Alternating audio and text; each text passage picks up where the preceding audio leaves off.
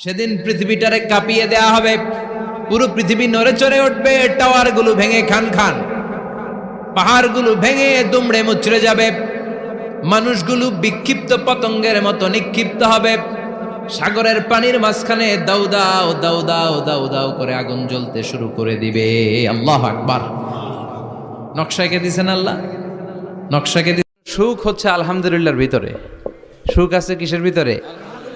যে কোনো পরিস্থিতিতে আমরা থাকি না কেন, বিপদে আপদে, সকালে বিকালে, শীতকালে গ্রীষ্মকালে আমরা কি পড়ব?